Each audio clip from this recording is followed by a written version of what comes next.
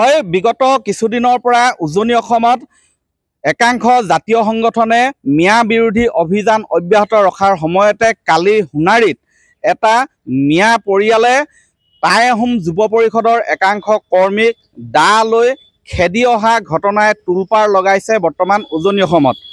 এই সন্দৰ্ভত বিভিন্নজনে বিভিন্ন প্ৰতিক্ৰিয়া প্ৰকাশ কৰিছে আৰু মই বৰ্তমান সেই টাই আহোম যুৱ পৰিষদৰ কেন্দ্ৰীয় সভাপতি দিগন্ত তামুলী আছে বৰ্তমান মোৰ কাষত। দিগন্ত তামুলীৰ পৰা এই সন্দৰ্ভত জানিব বিচাৰিম, আচলতে মিয়া বিৰোধী অভিযান চলাই থকাৰ মাজতে কালি দা লৈ আপোনালোকৰ কৰ্মীক আক্ৰমণ কৰিবলৈ উদ্যত হৈছিলে, কি ক'ব?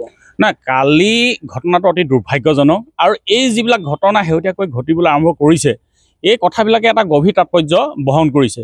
এতিয়া যোৱাকালি আমাৰ কাৰ্যালয়লৈ আমাৰ খিলঞ্জীয়া এগৰাকী মুছলমান মহিলা আহিছিলে যে তেখেতসকলৰ মাটিটো বলপূৰ্বক কাঢ়ি লোৱাৰ এটা প্ৰচেষ্টা কৰিছে মিয়া সম্প্ৰদায়ৰ নামনিৰ পৰা আহি ইয়াতে বিয়া পাতি মিয়া জোঁৱাই। গতিকে সেই তেনেধৰণৰ এটা পৰিয়ালে এই খিলঞ্জীয়া এই আমাৰ মুছলমান মহিলাগৰাকী মাটি কাঢ়ি লোৱাৰ এটা প্ৰচেষ্টা চলাইছিলে আৰু সেই অভিযোগটো লৈ আমাৰ সোণাৰী কাৰ্যালয়লৈ, আমাৰ চৰাইদেউ জিলা সমিতি কাৰ্যালয়লৈ সেই মহিলাগৰাকীয়ে আবেদন লৈ আহিছিলে।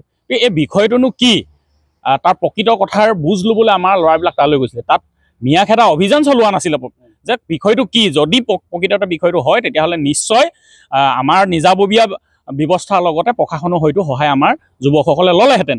কিন্তু কথাটো সুধিবলৈ যাওঁতেই তেওঁলোকে মানে গোটেই পৰিয়ালে দা কোঠাৰ জাঠি লৈ আমাৰ ল'ৰাখিনিক আক্ৰমণ কৰিবলৈ আহিছে। এই কথাটো আমি একেবাৰে সহ্য কৰিব পৰা নাই। আপোনালোকে যদি চাই টাই আহোম যুৱ পৰিষদে শেহতীয়া ঘটনাক্ৰম আমি খুব সংযমে আমি লক্ষ্য কৰি আছোঁ। গতিকে আমি যিকোনো এটা কথাত আমি সাধাৰণতে আমি ভৰি নিদিওঁ, কিন্তু এই ঘটনাটো এনেকুৱা ধৰণৰ হৈছে আৰু শিৱসাগৰতো এনেকুৱা ধৰণৰ বিক্ষিপ্ত কেইটামান ঘটনা হৈছে যে আমাৰ আগৰে পৰাই তাহানিৰ পৰাই আমাৰ খিলঞ্জীয়া মুছলমানসকলৰ লগত আমি সদায় মিলিজুলি আছোঁ। কিন্তু এই নামনিৰ পৰা অহা তথাকথিত এই সন্দেহযুক্ত যিবিলাক নাগৰিক বা তথাকথিত যিটো মিয়া বুলি কোৱা যায়, এই মানুহখিনিয়ে এটা পেটাৰ্ণ লৈ আমাৰ মানুহখিনি জনগাঁথনি সলনি কৰা, আমাৰ মানুহৰ মাটি কাঢ়ি লোৱা, নামনিটো গ'লেই উজনিটো সেই ব্যৱস্থাটো মানে তেওঁলোকে সন্তৰ্পণে এটা অৰ্গেনাইজ পেটাৰ্ণত কৰিছে। এই কথাটো কিন্তু আমি সহ্য কৰিব পৰা নাই। গতিকে আজি সমগ্ৰ অসমৰ আমাৰ কৰ্মীসকল তালৈ গৈ আছে, আমিও কিছু সময়ৰ পাছতে তাত আমি উপস্থিত হ'ম।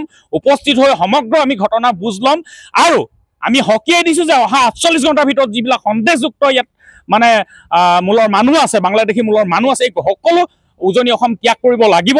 আৰু আমি আজি সোণাৰীত বহি আমি সকলো মানুহৰ লগত আলোচনা কৰিম। অহাকালিলৈ আমি সকলো সংগঠনৰ লগত আমি একেলগে বহি আমি বিশেষভাৱে ইয়াৰ ওপৰত এটা কাৰ্য ব্যৱস্থা গ্ৰহণ কৰিম। নাই ৰঙামাটি, নাই গুৱাহাটী, আৰু চৰকাৰকো আমি আহ্বান জনাইছোঁ যে এই যিবিলাক সন্দেহযুক্ত মানুহ আছে উজনি অসমৰ পৰা অতি সোনকালেই বিতৰণৰ ব্যৱস্থা চৰকাৰে কৰক। কি ক'ব? আচলতে কালি যি সোণাৰী ঘটনাটো হৈছে আমি শিৱসাগৰ জিলা সমিতিয়ে তীব্ৰ ভাষাৰে গৰিহণা দিছোঁ আৰু মিয়াসকলৰ যিটো আচলতে আমি 48 ঘণ্টা সময়সীমা বান্ধি দিছোঁ। যদি ইয়াৰ পৰা যদি অতি সোনকালে তেওঁলোকে ইয়াৰ পৰা পোৱা নাযায় তেতিয়াহ'লে ইয়াতকৈ জংগী আন্দোলন আমি গঢ়ি তুলিম। হয়, মই পুনৰ স্পষ্ট কৰিব বিচাৰিছোঁ যে টাই আহোম যুৱ পৰিষদে শিৱসাগৰ জিলাত বা চৰাইদেউ জিলাত মিয়াৰ বিৰুদ্ধে ঘৰে ঘৰে গৈ অভিযান চলোৱা নাছিলে। তেওঁলোকে চৰকাৰ প্ৰশাসনৰ সহযোগিতাই বিচাৰিছিলে, চৰকাৰ প্ৰশাসনকেই ব্যৱস্থা ল'বলৈ আহ্বান জনাইছিলে। কিন্তু এটা ঘটনাক্ৰমে আচলতে এডোখৰ মাটিক কেন্দ্ৰ কৰি আচলতে তেওঁলোকৰ ওচৰলৈ সোধা পোছা কৰিবলৈহে গৈছিলে, তেওঁলোকক উচ্ছেদ কৰিবলৈ যোৱা নাছিলে। কিন্তু সেই সোধা পোছা কৰিবলৈ যাওঁতেই আচলতে তেনেধৰণে মাৰিবলৈ উদ্যত হোৱাত বৰ্তমান তীব্ৰ প্ৰতিক্ৰিয়াৰ সৃষ্টি হৈছে আৰু এই ঘটনাৰ বিৰুদ্ধে তেওঁলোকে তীব্ৰ প্ৰতিবাদ কৰাৰ উপৰিও এই যিসকল আচলতে বিভিন্ন প্ৰান্তৰ পৰা আহি য'ত উজনি অসমত আচলতে বসতি স্থাপন কৰিবলৈ লৈছেহি, ঘৰ নিৰ্মাণ কৰি বহিছেহি, এইসকলক আচলতে 48 ঘণ্টাৰ ভিতৰত তেওঁলোক আগতে য'ত লৈ আছিলে তালৈ গুচি যাবলৈ আচলতে সকীয়াই দিছে টাই আহোম যুৱ পৰিষদে। আপুনি বিচৰা বাতৰি পাব কেৱল নিউজ 18 এপত। নিউজ 18 এপ ডাউনলোড কৰিবলৈ স্কেন কৰক এই QR কোড। গুগল প্লে ষ্টৰতো পাব এই নিউজ 18 এপ।